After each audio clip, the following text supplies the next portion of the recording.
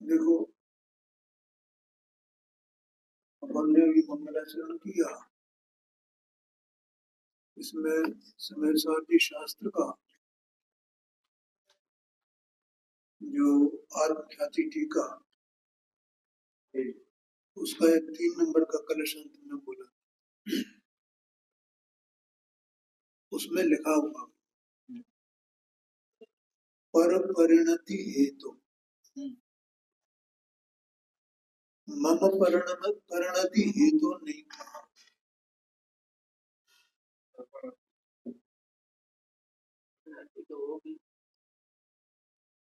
होगी नहीं, यहाँ मम परिणति या पर परिणति, ज्ञानी के लिए अशुभ भाव शुभ भाव रूप जो दशा है वो पर परिणति है, मम परिणति नहीं है। और मम विशुद्धि, मम परम विशुद्धि, तो विशुद्धि मेरी है, राग मेरा नहीं है, मलिनता मेरी नहीं है, उसको पर परिणति का मतलब कल अपन ने जो थोड़ी सी चर्चा आई थी ना उसके संदर्भ में एक बात ये समझना है। उसको फिर ज्ञानी की परिणति में विकार होता है, ज्ञानी की परिणति मैली होती है, ये व्यवहार का कथन है। निश्चय से तो ज्ञानी की विशुद्धता है, आनंद है, उस मलिनता को अपनी कैसे माने, ये बात है। वो मलिनता को पर परिणति देखता है। अब देखो यहाँ पर आगम और अध्यात्म ऐसा है, तो बड़ी सीधा सीधा फॉर्मूला है, मैं इसमें पढ़ के बताऊंगा आपको, पहले उस सिद्धांत को समझ कि जिसमें आत्मा की बात है वो तो अध्यात्म, ठीक है, और उससे संबंधित जितना सिद्धांत है, संसार का स्वरूप है, वैराग्य भावना है, बनाना है, ये सब जितना भी है वो सब सिद्धांत है। सम्यक दर्शन कैसे प्राप्त होता है, केवल ज्ञान कैसे प्राप्त होता है, ये सब सिद्धांत है। ये जीव के जो प्रकृति में जो अनेक प्रकार के निमित्त नैमित्तिक भाव है, ये सब सिद्धांत है। सम्यक दर्शन होने पर, ज्ञान होने पर आचरण किस प्रकार का होता है, ये जो आगम में बताया वो सब सिद्धांत है। इसलिए वो सबका सबका में चला जाता है आगम, बस आगम में सिद्धांत का हो गया, वो तो आगम में जाता है। और आत्मा जो अपना सम्यक दर्शन किस प्रकार से प्राप्त करता है, उस मोक्ष मार्ग में प्रवर्तता है, उसकी जितनी कथा है वो सब अध्यात्म।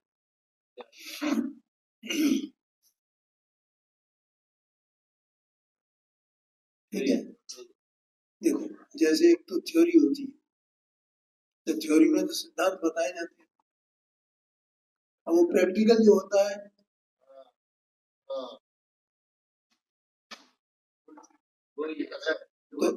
ये तो प्रैक्टिकल है, ये प्रैक्टिकल अध्यात्म जो समझ लो अपनी भाषा। जीव जो भेद विज्ञान करता है, अपने आत्मा को जानता है, जानना जीव का, तो जीव किसको जाने? अपने को जाने, अपने स्वरूप को जाने। अपने स्वरूप का जो वर्णन किया जाता है, आत्मा के स्वरूप का वर्णन किया जाता है, वो सब अध्यात्म। आया कि नहीं आया? अब इसमें से मैं पढ़ के बताता हूँ।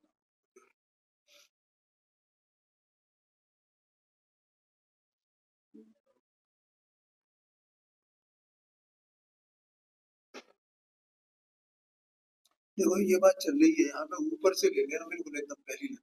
शुद्ध ज्ञान और केवल ज्ञान में अंतर नहीं है। 191 पेज पर ऊपर। अभी बीच में 8-10 दिन निकल गए, तब मैंने बोला था, यही बात बोली थी ना मैंने, याद होगा तो। कोई अंतर ही नहीं है भैया। बाबूजी कह रहे हैं आप उसको देखा तो पर्याय दृष्टि है, ये परोक्ष है, वो प्रत्यक्ष है, फलाना है।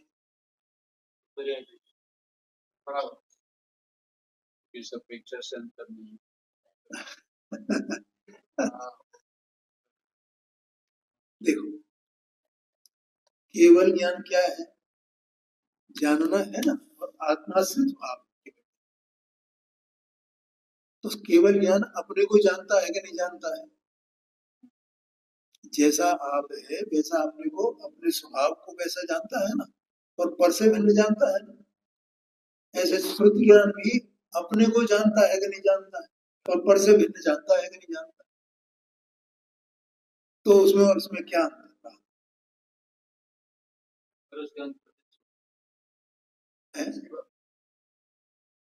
अरे मैंने एक दिन बताया था, उसी दिन शायद उस दिन या अगले दिन, तो प्रवचन सार जी में एक गाथा है, उसमें आचार्य देव कहते हैं कि भैया ये श्रुत तो उपाधि है।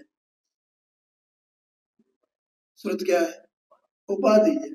लेकिन वो भगवान का जो केवल ज्ञान है, वो केवल ज्ञान में जिस प्रकार से स्व और पर जानने में आता है, वैसे ही तो स्व पर इसने यहाँ जाना है अपने श्रुत ज्ञान में। तो श्रुत ज्ञान में और उसमें क्या अंतर है? केवल ज्ञान भी ज्ञेय के आकार रूप होता है, और वो ये जानता है केवल ज्ञान कि ये ज्ञेय के आकार रूप होना, इसमें ज्ञेय का कुछ भी नहीं। और ऐसे ही श्रुत ज्ञान जानता है कि नहीं जानता है? अगर वो ऐसे नहीं जाने तो श्रुत ज्ञान किस बात का?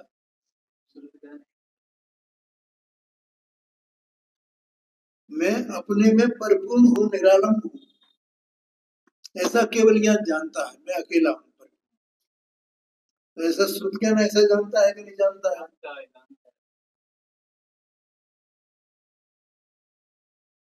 केवल ज्ञान में ये जो आश्रवादिक जो भाव है ना, आश्रव बंध के भाव, ये भाव सब दुख रूप है, दुख में है, ऐसा केवल ज्ञान जानता है कि नहीं जानता? और श्रुत ज्ञान ऐसा जानता है कि नहीं जानता है?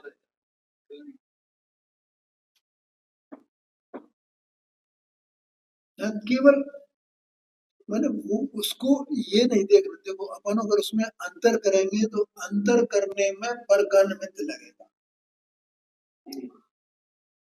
तो हमें पर का निमित्त देखना ही नहीं है। हमें तो केवल ज्ञान को देखना है और अपने को देखना है। नहीं वो 80 नंबर की गाथा है कि नहीं है? जो जानति अनंतम तपत गुणत पच्चयते। तो वे द्रव्यपने अनंत भगवान कैसे है, गुणपने कैसे है, और पर्यायपने कैसे है?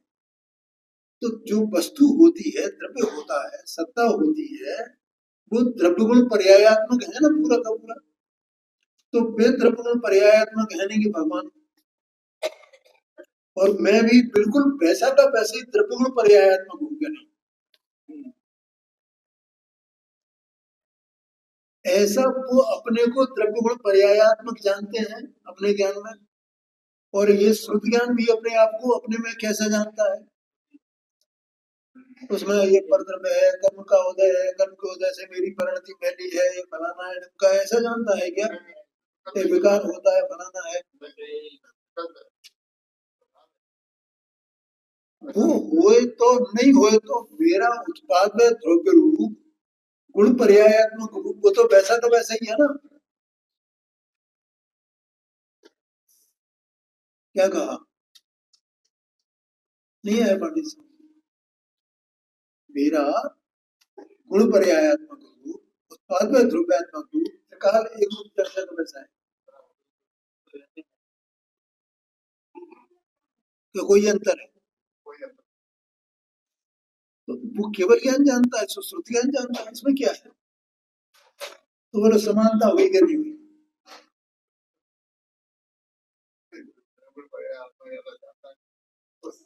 हम भी अपने आप को केवल ज्ञानी मान लें, तो ज्ञानी हाँ जी, केवल ज्ञानी से समान हम जानते हैं, तो भी अपने आप को केवल ज्ञानी मान लें। क्या बढ़िया प्रश्न है, कितनी बढ़िया बात है। हाँ, बहुत अच्छी बात है।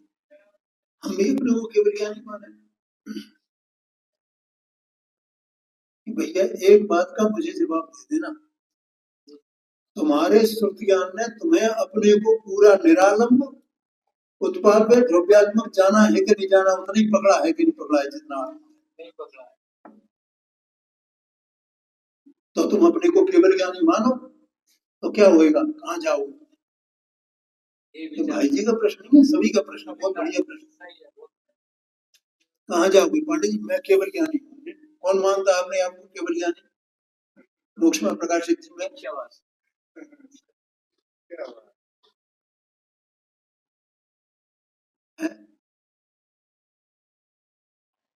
अरे भैया, मेरे श्रुत ज्ञान है वो केवल ज्ञान है, ऐसा ज्ञानी भी मानता है, और ये व्यवहार है ऐसा भी मानता है। ऐसा सर्वथा नहीं मानता हो कि मेरे श्रुत ज्ञान है वो केवल ज्ञान है, ऐसा सर्वथा नहीं। मैं तो केवल वे केवल ज्ञानी तो मैं भी केवल ज्ञानी, ऐसा ही मानेगा? उसने निश्चय व्यवहार को जाने किया।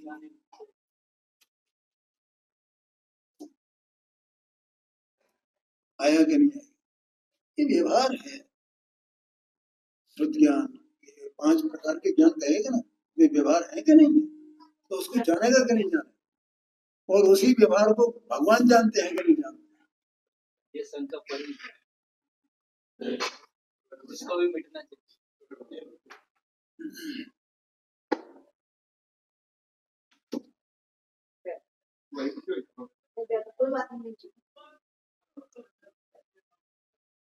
बोलो भाई, बहुत बढ़िया प्रश्न किया भाई ने। सभी लोग समझ लेना भैया, क्या हम अपने आप को केवल ज्ञानी माने, केवल ज्ञानी माने? केवल ज्ञान में हमारे मतलब तुम्हारे श्रुत ज्ञान है क्या होगा? तुम्हारे तो अज्ञान अभी बैठा हुआ है, तो अज्ञान में तुम केवल ज्ञानी मानोगे अपने को तो क्या होगा?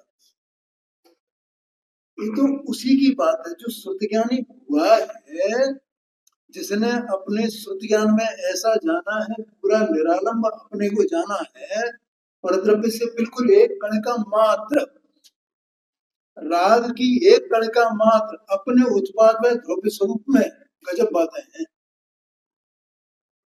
अपने गुण पर्यायात्मक द्रव्य में राग की एक कण का जिसको नहीं मिलाने की जिस ज्ञान की ताकत है, छदमस्त के उस ज्ञान को श्रुत ज्ञान कहते हैं। आया कि नहीं आया? वो जो गुरुदक्षी की भाषा में कहे भैया ये पोपो माई तराज, ये कुछ भी कहे।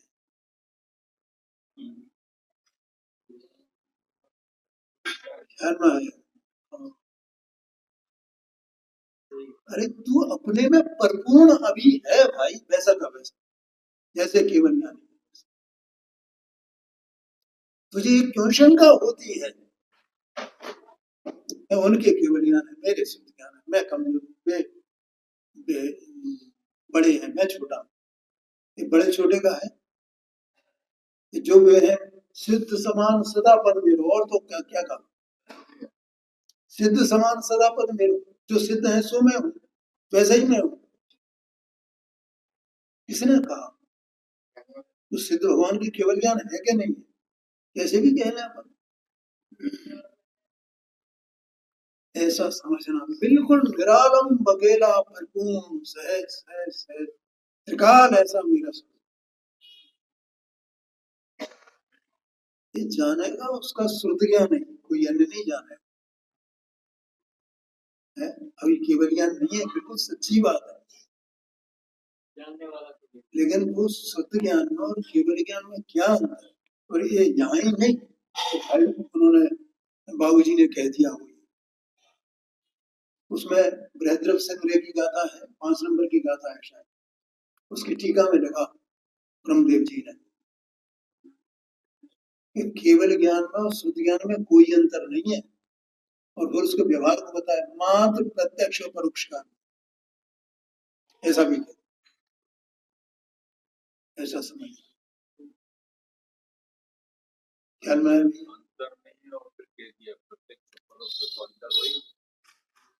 अभी मैंने क्या बताया, वस्तु अनेकांतात्मक है, उसको अनेक प्रकार से कहा जाए,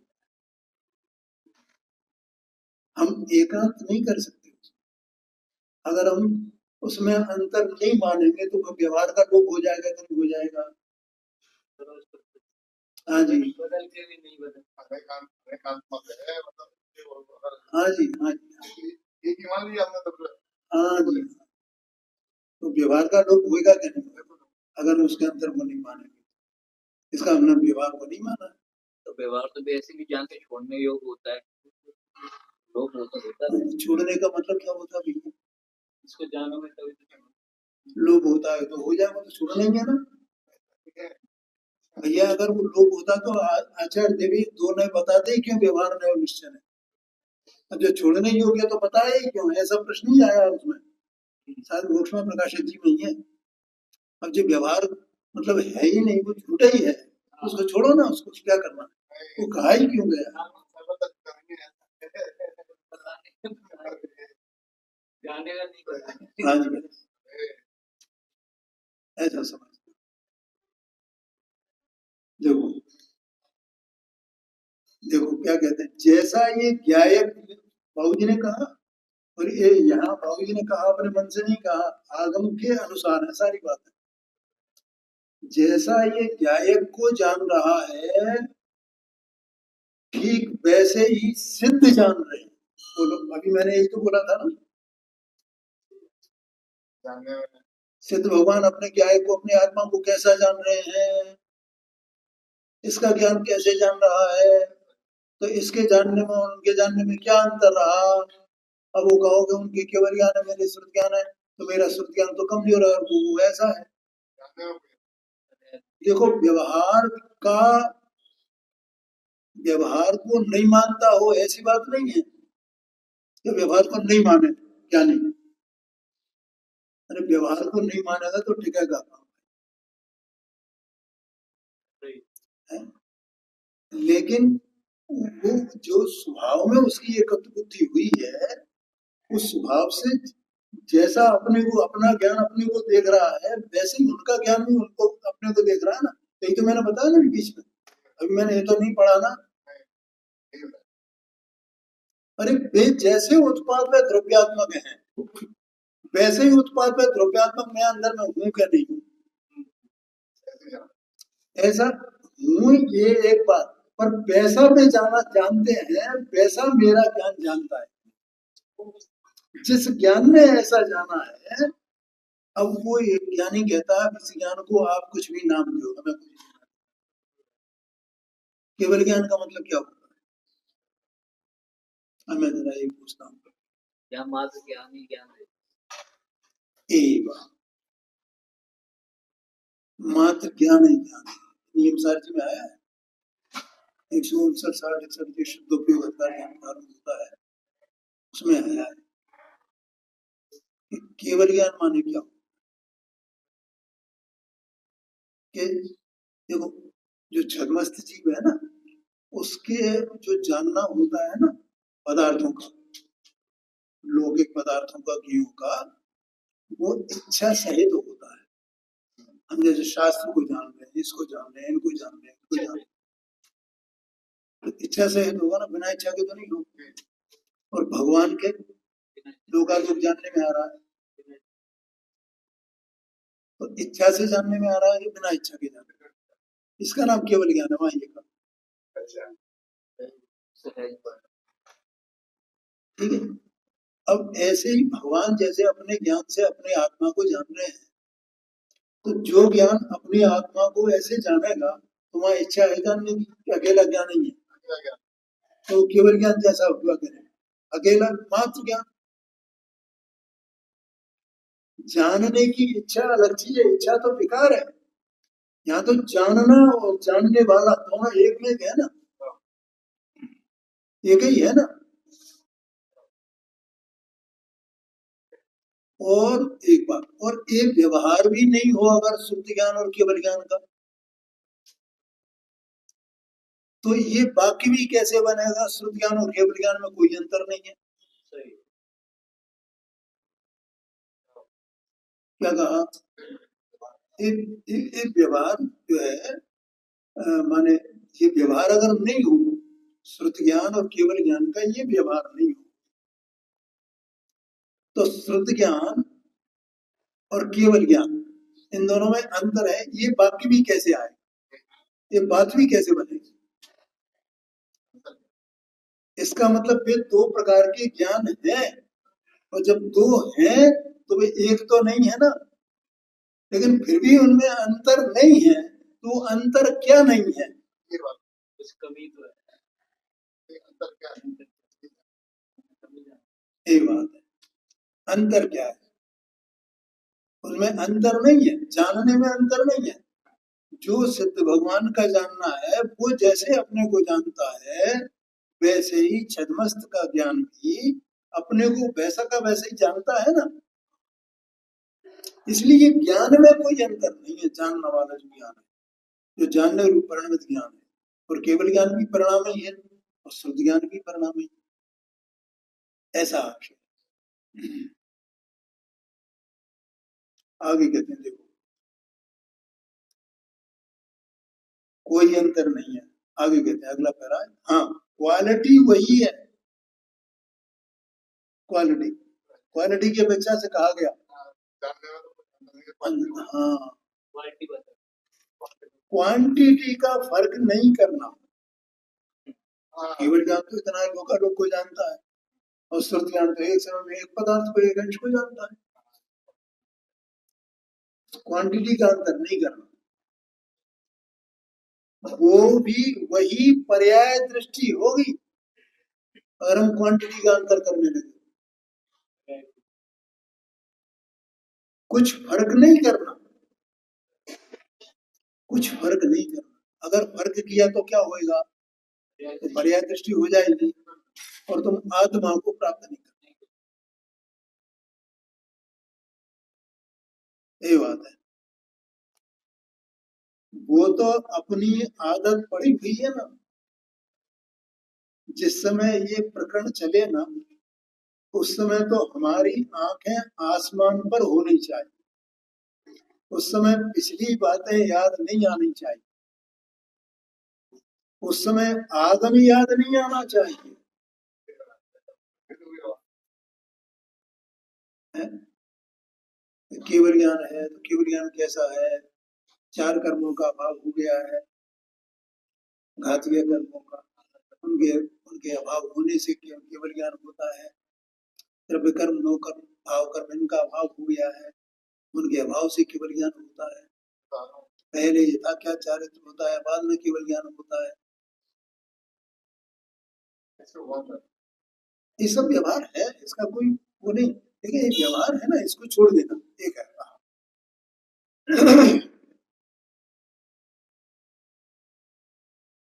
उसमें आगम का लोप नहीं है।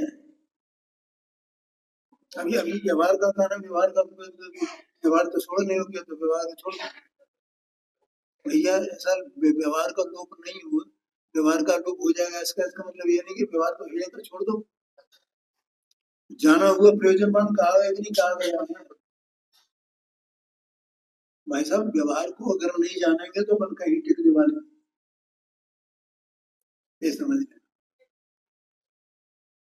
उसमें आगम का लोप नहीं है, बल्कि आगम का आदर है, क्योंकि आगम अध्यात्म के लिए होता है। बोलो पांडे, अब समझ में आया? मैंने आगम बताया ना, सिद्धांत जितना है वो सब आगम है, और वो काय के लिए है? अध्यात्म के लिए, आत्मा को प्राप्त करना। अपना जो परम शुद्ध आत्मा है, निखालस, परिपूर्ण, अकेला, निरालम, उस आत्मा को प्राप्त करना है। अपन जितना इसमें जो कुछ भी स्वाध्याय करते हैं ना, आगम उसमें जाता है। अध्यात्म कितना है, और अध्यात्म मुख्य बोले, लेकिन कोई मुख्य है अध्यात्म, उसके लिए वो आगम का अवलंबन बहुत जरूरी है। अगर आगम को न पढ़े और अध्यात्म को ही पढ़े बस, ऐसा निश्चयवासी के प्रकरण में आता है कि नहीं आता है?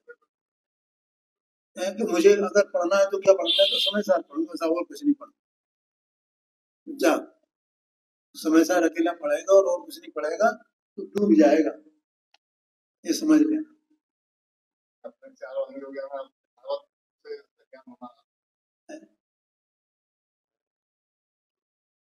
एक बात, ये 1947 की बात है, सोनगढ़ में, भाई जी आपको तो पता होगा, सोनगढ़ में देश भर से जो मुख्य मुख्य विद्वान थे उनको आमंत्रित किया गया था। वहाँ एक सम्मेलन हुआ विद्वानों का।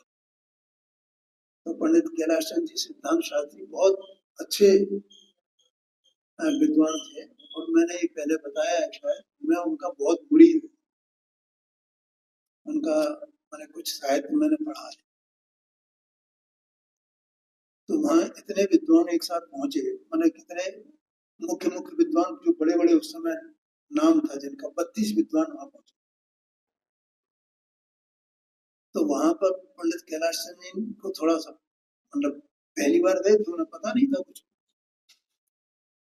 तो उन्होंने कहा यहाँ तो बस समय सार समय सार समय सार समय सार चलता है, समय सार चलता है, तो अन्य ग्रंथ नहीं है क्या? और एक कुंद कुंद आचार्य ही आचार्य हो और दूसरे आचार्य नहीं है क्या? उन्होंने ऐसा प्रश्न किया था।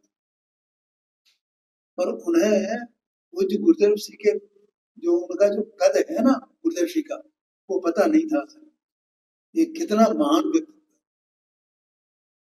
और श्री गुरुदेव सिंह ने केवल अकेले समय सार पे व्याख्यान नहीं किए हैं, 37-38 वो है ग्रंथ जिन पर उन्होंने व्याख्यान किए हैं। हाँ, इतने उस पर व्याख्यान किए। तो ऐसा नहीं है कि अकेला समय सार समय सार, उन्हें बहुत ज्यादा प्रिय था समय सार।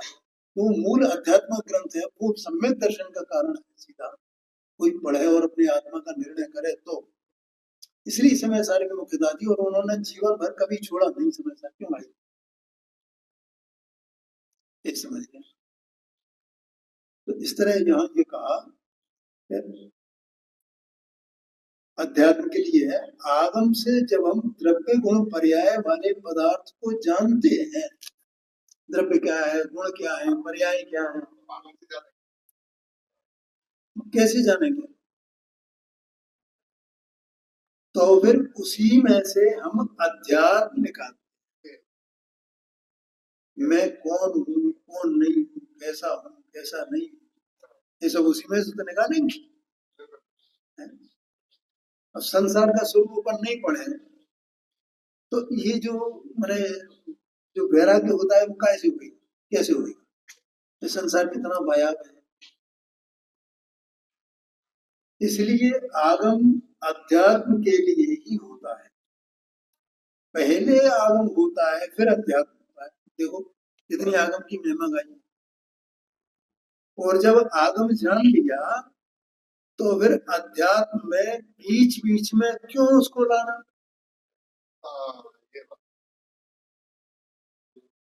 भाई कोई संदर्भ हो तो लाओ, कोई बात नहीं। अगर नहीं हो तो बस केवल एक अपनी आत्मा को जानो ना, बस अपने ज्ञान से मैं ये हूँ बस। और ज्ञानी का यही होता है, सम्यक दर्शन, सम्यक ज्ञान, सम्यक चारित्र, ये आत्मा का स्वभाव है और इस स्वभाव में व्यक्त होता है। और वो सम्यक दर्शन ज्ञान चारित्र ही आत्मा है, ऐसा वो जानता है बस। सम्यक दर्शन से श्रद्धा होती है आत्मा की, मैं ये हूँ। ज्ञान में उसका प्रकाशन होता है, चारित्र में उसमें लीनता होती है, आस्वादन होता है, आनंद होता है। बस इसी रूप रहूं, इसी रूप रहूं, इसी रूप रहूं। इतना सा अध्यात्म है।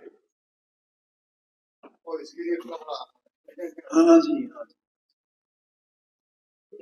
अभी बैरागी नीचे की तो है हाँ, यहाँ। तो हम भी ऐसा ही करते हैं कि जहाँ अध्यात्म की ऊंचाइयां चलती हैं वहां आगम को ले जाते हैं तो बिगड़ जाता है। जब अध्यात्म माने जब आध्यात्मिक मुख्यता हो, तब आगम को बीच में नहीं लगाना चाहिए। या वहां माने जब अध्यात्म की बात हो तो आगम पर तत्व है, माने वो गौण होना चाहिए, उसकी उपेक्षा होनी चाहिए और अध्यात्म की अपेक्षा होनी चाहिए। ये आशय है, सब ज्ञानियों का ऐसे ही होता है। जब अध्यात्म की बात चलती है तो वो गौण रहता है, बीच बीच में उसको याद किया जाता है कदाचित, कोई रेफरेंस आ जाए, कोई व्यवहार की बात आए, वो अलग बात है। ऐसा है।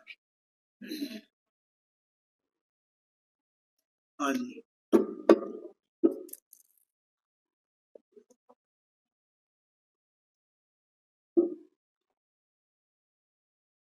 अब यहाँ पर भाव अभाव शक्ति और अभाव भाव शक्ति, ये दो शक्तियां स्वाध्याय में चल रही हैं। तो भाव अभाव शक्ति क्या है, फिर अपन देख लें जरा, उनके पास ग्रंथ रखा है।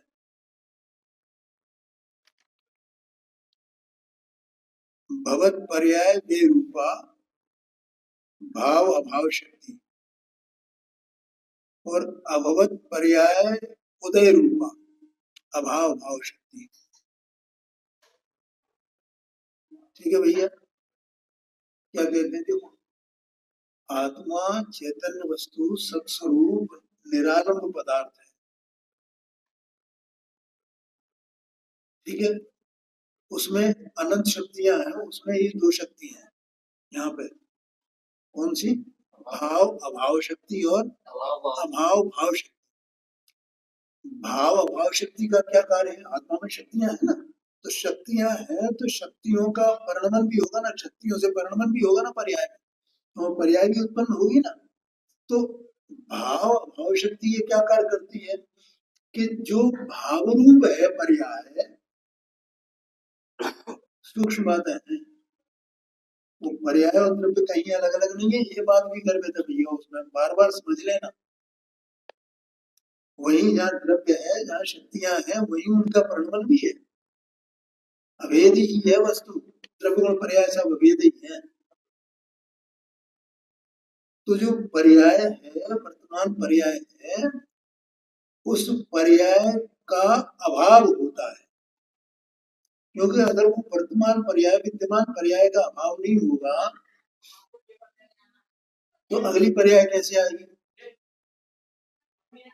ठीक है, तो भाव और शक्ति का क्या कार्य हुआ, शक्ति है और शक्ति का कार्य क्या है, उसका स्वरूप क्या है कि विद्यमान पर्याय को के अभाव में वो कार्य करती है। विद्यमान पर्याय का जो अभाव हुआ तो वो किस कारण से हुआ, भाव अभाव शक्ति के कारण से। विद्यमान पर्याय का अभाव हुआ तो भाव अभाव शक्ति के कारण से, और अविद्यमान पर्याय अभवत पर्याय वो उदय रूप हुई, प्रकट हुई, विद्यमान हुई, तो किस शक्ति के कारण से, अभाव भाव शक्ति के कारण से। हाँ जी, हाँ जी, जो अभाव था ना जिसका, वो भाव रूप हो गई, और जो भाव रूप थी वो अभाव रूप हुई।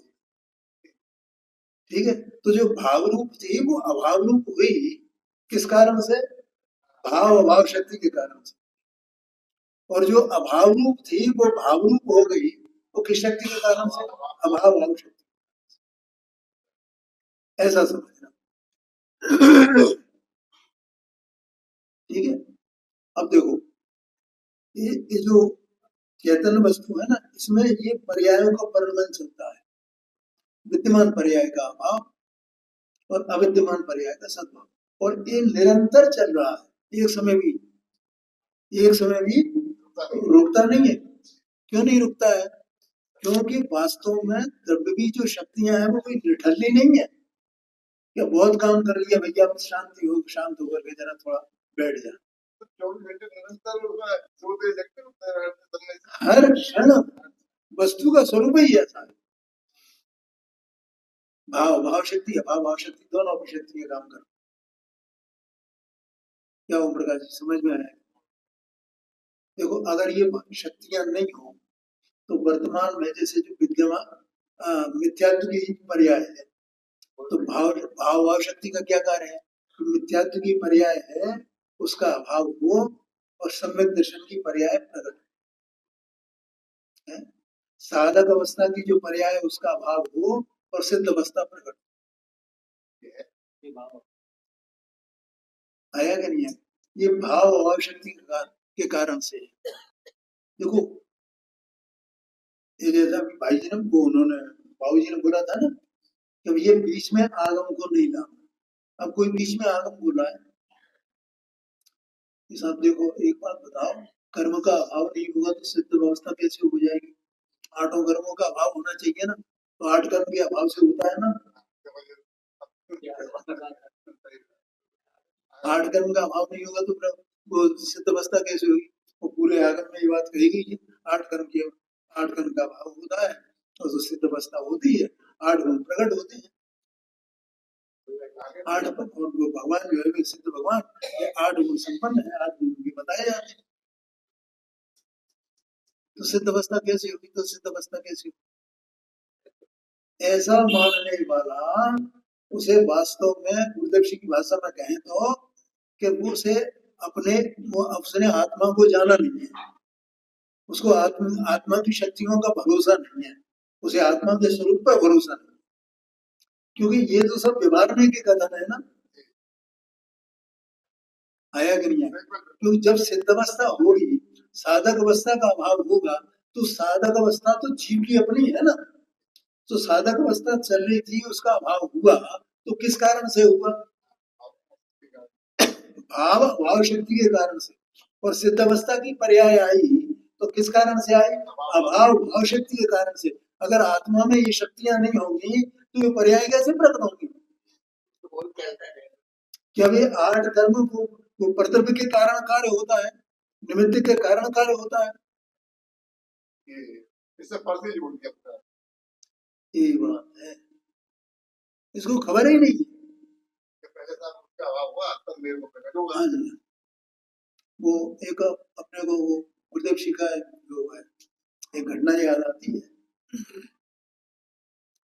यहाँ ईश्वरी में गुरुदेव जी और वो चोलक जी थे, क्या नाम उनका, गणेश प्रसाद जी कर उनका मतलब फैमिली थी उनकी। हाँ, तो उसमें चर्चा चली तो वो ये कह रहे थे कि ये आत्मा में जो विकार होता है ना, वो कर्म के कारण। कौन कह रहे थे? वर्णित जी। और गुरुदेव जी क्या कहते थे कि ये विकार आत्मा में स्वतंत्र रूप से होता है, परद्रव्य उसका कारण है।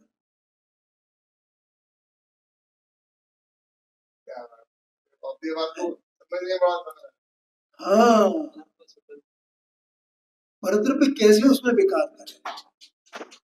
वो वस्तु जो है, और उसमें पंचायत इकाई 62 नंबर की गाथा है, वो गुरुदेव जी बार बार उद्धृत करते हैं, कई बार देखना व्याख्यान। हाँ, कि वो पर्याय के स्वतंत्र षटकारक है ना, उन षटकारकों से पर्याय स्वयं परिणमित होती है उस प्रकार से। परद्रव्य तो निमित्त मात्र है, वहां उसका कोई निषेध नहीं है कि वो नहीं है। भाई परद्रव्य है तो होएगा ना, क्यों नहीं होएगा? लेकिन परद्रव्य से नहीं होता है। मतलब जो विचार आया है हाँ, क्योंकि जैसे द्रव्य सत है, गुण सत है, पर्याय भी अपनी सत है ना, उस प्रकार इस प्रकार से होने की द्रव्य है ना। तो द्रव्य का जो परिणमन है, परिणमन की जो योग्यता है, उसको स्वीकार न करें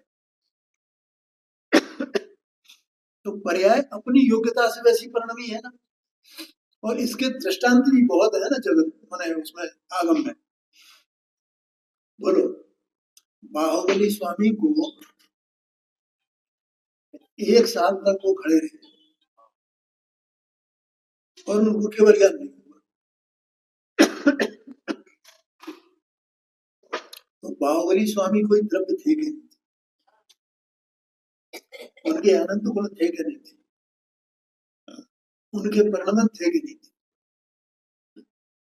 तो वो पर्याय केवल ज्ञान की आने योग्य हो तभी आई, या वो कोई परद्रव्य दूसरा उसको कोई कारण, दूसरा कोई कारण नहीं था।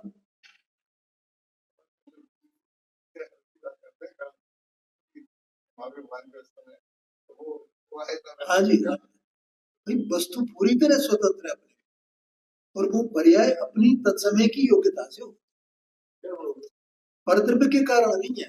वो जिस समय जैसी होने योग्य हो वैसी हुई, उस काल में परद्रव्य का निमित्त का ज्ञान कराए। समझ में आया? देखो, परद्रव्य के निमित्त का ज्ञान क्यों कराया जाता है? क्योंकि पर्याय में विकार हुआ, विकार वस्तु का स्वभाव तो है नहीं, तो फिर विकार आया क्यों? वस्तु अगर अपने स्वभाव में, तो स्वभाव रूप ही रहना चाहिए ना इसे, तो विकार क्यों हुआ? तो इसलिए परद्रव्य के निमित्त का ज्ञान कराया है। लेकिन वो अगर हम उस परद्रव्य को गौण करके उसकी पर्याय की योग्यता, तत्समय की योग्यता को देखें, तो वो अपने स्वकारण से हुई है या परद्रव्य के कारण से हुई है? ठीक है, अच्छा एक बात। दूसरी बात, परद्रव्य भी जो निमित्त हुआ है, तो वो परद्रव्य की अपनी सत्ता है कि नहीं है? तो वो निमित्त हुआ तो वो ही अपने स्वकारण से स्वकार में हुआ है ना, और वैसे ही हुआ है, होने योग्य है ना। और वो होने की योग्यता उस परद्रव्य में स्वयं में है कि जीव ने पैदा की है कि भैया मैं अब इस प्रकार रूप परिणमन करूंगा, तू भी तैयार हो जा। अरे वो सत्स्वरूप, ये सत्स्वरूप, वो तो काल दोनों का एक है। इस तरह इस प्रकार की विकारी पर्याय, इस प्रकार की होने योग्य चीजों को भी उस प्रकार का उसमें उस काल में उदय होना योग्यता से हुआ। किसने किसको क्या किया?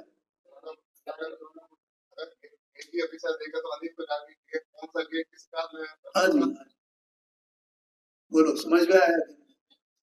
इसलिए वो पर्याय की योग्यता में परद्रव्य का कोई कार्य नहीं है, निमित्त का कोई कार्य नहीं है।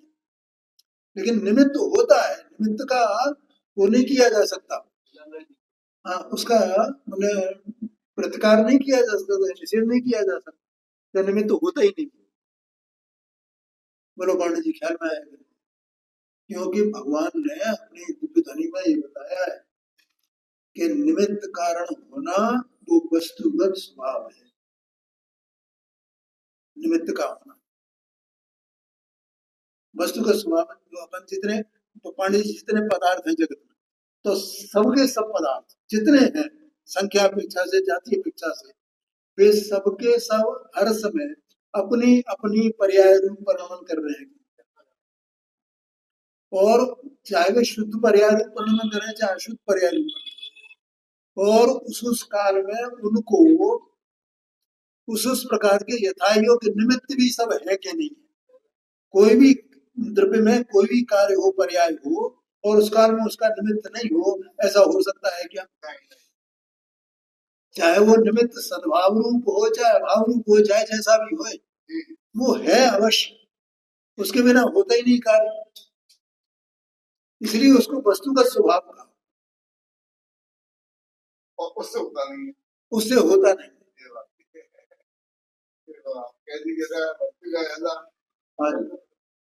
देखो गुरुदेव जी ने क्या कहा,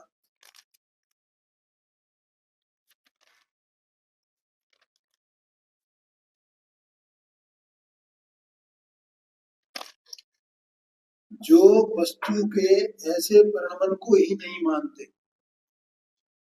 इस प्रकार जो वस्तु का स्वरूप है ना, उसका ऐसा परिणमन है स्वतंत्र, और ऐसा भाव शक्ति अभाव शक्ति और भाव शक्ति और अभाव भाव शक्ति है, और ऐसी वस्तु है, ऐसा परिणमन है, ऐसा जो नहीं मानते हैं वे तो ग्रहीत मिथ्या दृष्टि है।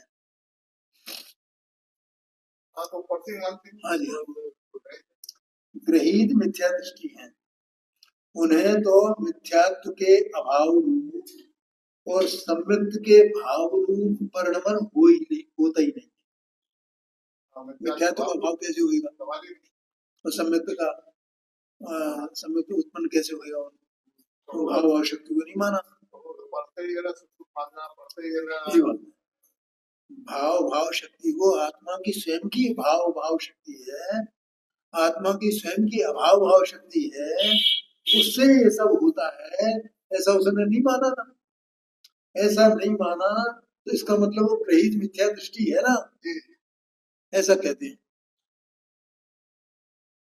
द्रव्य गुण तो त्रिकाल भाव रूप रहते हैं, माने सदरूप रहते हैं, सदाकाल है उनकी सत्ता। तो द्रव्य की और गुण की सत्ता त्रिकाल है, और पर्याय तो एक समय के ही भाव रूप है, माने सदरूप है।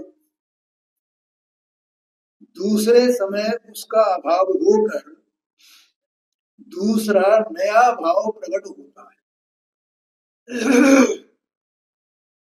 दूसरी नई पर्याय प्रकट होती है। वहां त्रिकाली एक रूप भाव के आश्रय से, त्रिकाली जो एक भाव, त्रिकाली एक भाव, ठीक है। देखो जो सत्ता है ना, सत्ता द्रव्य की पूरी एक है, और सत्ता जो है वो तीनों में एक साथ है, द्रव्य में, गुण में और पर्याय। तो जब हम उनका भेद करते हैं, द्रव्य की सत्ता, गुण की सत्ता और पर्याय की सत्ता, ऐसा भेद कर देते हैं, ठीक है। तो यहाँ भेद रूप से समझ करके यहाँ समझना कि जो जीव का त्रिकाल सत्ता है, उस त्रिकाल सत्ता जो एक रूप भाव है, त्रिकाल सत्ता कैसी है? एक रूप, जो की उसके आश्रय से साधक की पर्याय में निर्मलता का भाव बढ़ता जाता है। निर्मलता का भाव, आत्मा सत्स्वरूप वस्तु है ना, उस सत्स्वरूप वस्तु में जो आत्मा साधक रूप से परिणमा है, तो उसकी पर्याय में जो निर्मलता का भाव है वो बढ़ता जाता है, और मलिनता का अभाव होता जाता है। एक रूप देखा है, एक को देखा है, वहां गुणों का भी भेद नहीं और पर्याय का भी भेद नहीं। ऐसे परिणमन के बिना अज्ञान दशा दूर होकर साधक दशा, अथवा साधक दशा दूर होकर सिद्ध दशा ये नहीं हो सकती। क्या कहा? आत्मा स्वयं इस प्रकार से अगर परिणमन न करे तो ये कैसे हो? उसे स्वयं ही परिणमन करना है ना भाई, और उस परिणमन में किसका सहारा ले? अपना एक ही वस्तु है, किसका सहारा? अपने ही सहारे की चीज है, आप ही उसको करने वाला, अपने ही सहारे से अपने में ही होने वाला। जिसने अपना सहारा लिया उसको ये होने वाला है, और जिसने पर का सहारा लिया उसको नहीं होने वाला है।